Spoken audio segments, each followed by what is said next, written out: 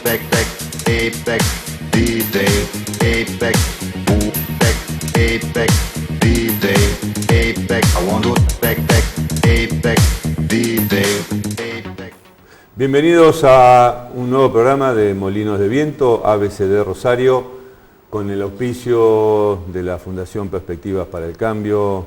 Bienvenidos nuevamente a un programa que intenta llevarles a ustedes algunas referencias para reflexionar, para conversar en familia, para pensar respecto a mejorar la calidad de vida, particularmente el consumo de alcohol, tabaco, otras drogas, el manejar, el conducir vehículos, manejar máquinas bajo el efecto de sustancias. Recuerden que no hace falta consumir grandes cantidades de alcohol, tabaco o drogas para tener problemas de salud o referencias a terceros que complican, por ejemplo, con accidentes.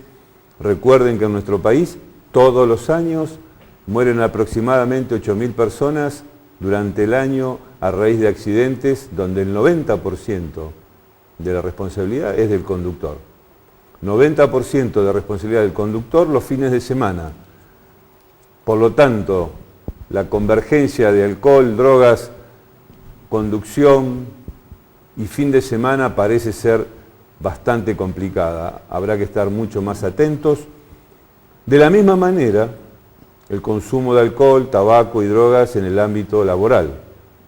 Cada vez tenemos más evidencia de que muchas personas, posiblemente cerca de un 10 a un 20% de las personas que están trabajando tienen problemas por abuso, consumo de sustancias, alcohol, tabaco y drogas. Son porcentajes muy altos. En nuestra región son muy pocas las empresas, especialmente algunas empresas privadas, se dedican a la prevención con programas dentro de la empresa de ayuda al empleado. En general el resto de las empresas, la mayoría de las empresas privadas y prácticamente dentro del Estado, la persona que tiene problemas de alcohol, tabaco, drogas, tiene que ocuparse por sí misma y en el mejor de los casos dispone de una obra social que le cubra los tratamientos. Ustedes saben que la temática de alcohol y drogas está cubierta, debe estar cubierta por la obra social, la prepaga, por el servicio médico que esta persona disponga. El programa médico obligatorio así lo dice, y ojalá que esto pudiera ser una realidad cuando todavía falta mucho para que así sea. Hoy vamos a tener un invitado para hablar de ciertos temas que podamos profundizar y les pido unos segundos. Prevención y atención de adicciones. Consultas 0341-439-9540, 421-2302. ABCD. Continuamos en Molinos de Viento, ABCD Rosario, con un invitado que ya nos acompañó en otra oportunidad y que seguramente vamos a tener la suerte y la posibilidad de compartir periódicamente, que es el doctor Daniel Buljovasic, especialista en neumonología y especialmente dedicado a la tabacología. ¿Así es, Daniel? Así es, Gustavo. ¿Qué tal? Un gusto estar en tu programa nuevamente. Y explíquele a la gente un poco lo que es esto de la tabacología, neumonología, cómo es que se unen los dos conceptos. Bueno, la verdad es que se unen porque los neumonólogos fuimos los primeros que nos involucramos en el tema del tabaquismo. Lo primero que yo querría decir es que durante mucho tiempo el tabaquismo se abordó junto con otras enfermedades y que es un poquito nuevo esto de considerar a la tabacología como una especialidad aparte, ¿no? El tabaquismo es una enfermedad que provoca enfermedades y el lugar predilecto para la producción de enfermedades es el aparato respiratorio, es su puerta de entrada, es su punto álgido donde más problemas ocasiona. Por eso hay un vínculo muy fuerte entre lo que es la neumonología y lo que es el tabaquismo. Y históricamente las enfermedades más importantes han estado vinculadas con el corazón y con los pulmones. Y si de los pulmones nos referimos fundamentalmente, podemos ir a las enfermedades más conocidas, más rimbombantes, que esto con la cual está vinculada, como ser el enfisema, como ser el cáncer de pulmón. Pero la verdad es que muchas veces nos olvidamos de las cosas más sencillas, y ahora estamos en temporada invernal, y estamos en época de enfermedades, y estamos en época de enfermedades tan simples como una gripe. Y la gente tiene que saber que aquel que fuma, por ejemplo, está mucho más predispuesto a contraer una gripe o a contraer una virosis respiratoria o a contraer una neumonía que la persona que no fuma. Y ahí, digamos, tenemos la importancia de lo que es fumar en cosas sencillas. Es decir, no es necesario irnos al cáncer de pulmón o llegar al enfisema, para lo cual son muchos años. Sabemos fehacientemente que una persona que fuma está mucho más predispuesta a contraer enfermedades comunes de las vías respiratorias. Es decir, que quien fuma todos los días tiene incrementada la vulnerabilidad para contagiarse problemas respiratorios, particularmente en épocas invernales la gripe. ¿Y en el tratamiento esto afecta? Sí, porque en general por dos razones. Primero, porque muchas veces los pacientes están enfermos y aún ni estando enfermos dejan de fumar, lo cual hace que su cuadro se empeore y se prolongue. Aún estando con gripe siguen fumando. Sí, hay un número muy importante de pacientes que aún estando fuman menos, pero hay pacientes que nunca dejan de fumar. Y nosotros nos encontramos por ahí en el consultorio con gente que lleva, que tiene 50 o que tiene 60 años y que te dice: yo ni un solo día de mi vida he dejado de fumar, ni aún estando enfermo. Y esa es una pregunta que nosotros hacemos y que tiene que ver con la dependencia a la nicotina. A mayor dependencia, mayor posibilidad de que fume aún estando enfermo. Y eso seguramente le va a retrasar la curación. Además, hay enfermedades, por ejemplo, hablando del asma, que es una enfermedad muy frecuente y que también se descompensa mucho en esta época. Pues sabes, por ejemplo, que no hay diferencia entre la población de fumadores en asmáticos y en no asmáticos, lo cual podría parecer una barbaridad, pero los asmáticos fuman de la misma manera que los no asmáticos, con un agravante, y es que los medicamentos para tratar el asma funcionan muy mal en los que fuman. Es decir, que una persona, aún teniendo asma y aún teniendo su medicamento, fuma, pero esto complica la problemática. Exactamente. Y fíjate, yo, digamos, siempre me gusta referir anécdotas para ver lo que piensa la gente y en general mucha gente se va a ver reflejada en esto. Yo tenía un paciente que, por ejemplo, me decía que no quería usar el aerosol para el asma porque le abría mucho los bronquios, y como él fumaba, eso hacía que el humo le penetrara muy profundo. Entonces prefería seguir fumando y que el humo no le llegue tan profundo, teniendo los bronquios cerrados, no usando su medicamento para el asma, lo cual era una mezcla muy extraña que él hacía. Pero fíjate hasta dónde llegaba su pensamiento, ¿no? Claro. Esto no es tan raro ahora que vos lo decís de esta manera. Nosotros nos encontramos muchas veces con personas que tienen graves problemas con el alcohol y con las drogas y con el tabaco. En general consumen distintas sustancias y cuando se plantea en el tratamiento la posibilidad de usar algún tipo de medicación, se resisten. Es decir, que muchas personas son capaces de consumir sustancias de forma absolutamente compulsiva. Y el tabaco es una de ellas, porque nadie sabe verdaderamente qué es lo que la persona se está metiendo en los pulmones. Pero a la hora de un tratamiento se cuestiona el uso de algún medicamento y en este caso la persona prefiere fumar antes que usar el broncodilatador. Es verdaderamente paradojal.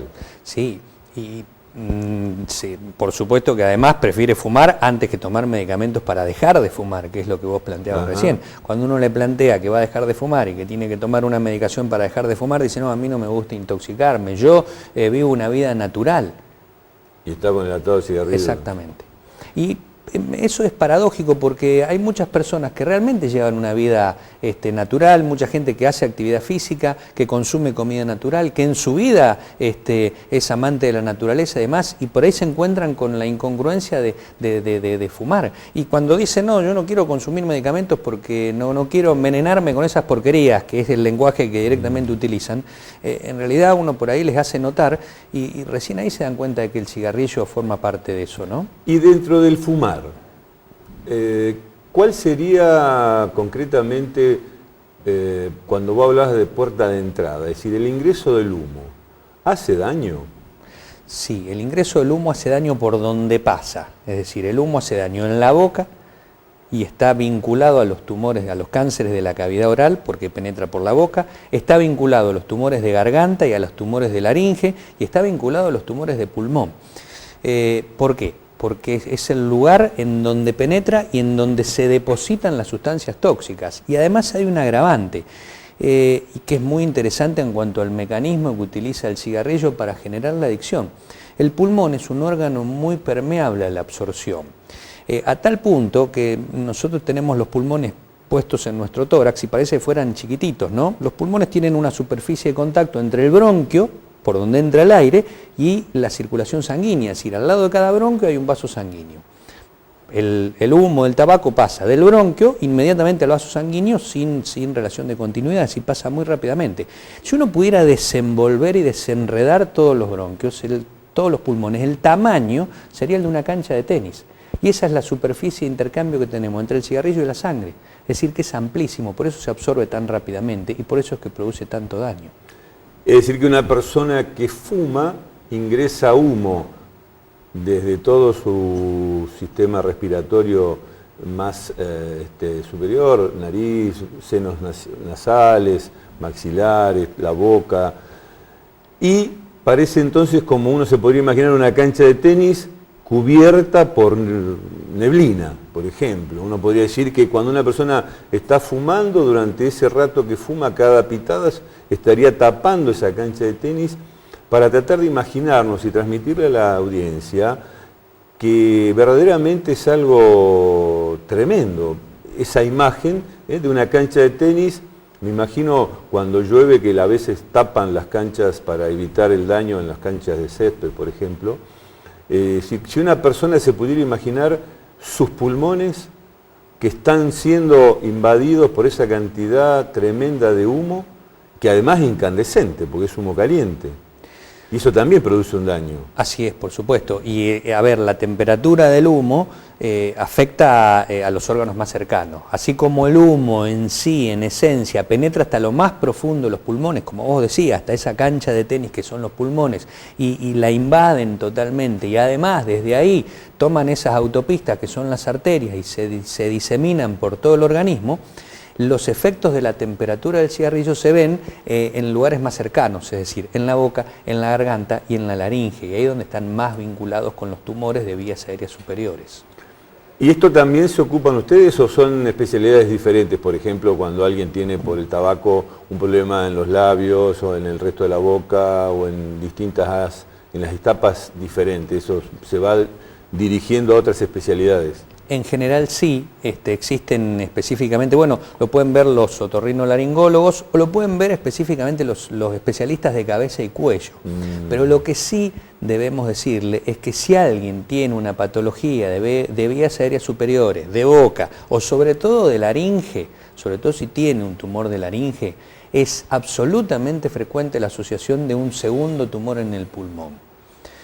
Si alguien tiene un tumor de laringe, por supuesto que la indicación, todo el mundo debería dejar de fumar antes de tener nada, pero apenas tiene algo, lo que tiene que hacer inmediatamente es dejar de fumar, porque ya sabemos que está predispuesto severamente al daño posterior. Es decir que esa patología inicial superior habitualmente va acompañada de un problema en los pulmones, producto de todo este proceso inflamatorio, del fumar y demás. Es decir, que entonces a quien estaba mirando el programa pueda recapacitar, pueda reflexionar, porque el fumar es en sí mismo un problema muy grave, más allá que sea tabaco, sea marihuana o sea lo que fuere, porque mucha gente dice que fumar marihuana es menos dañino que fumar tabaco. ¿Vos qué podrías decir sobre esto? Yo puedo hablarte de la parte física, vos podrás hablar un poco mejor tal vez de los efectos neuropsíquicos, ¿no? Desde la parte física, si bien el consumo de marihuana no es tan extendido en cuanto a cantidad, a lo mejor la gente no va a consumir 20 porros en el día y sí podrá consumir un paquete de 20 cigarrillos en el día. Ahora, a una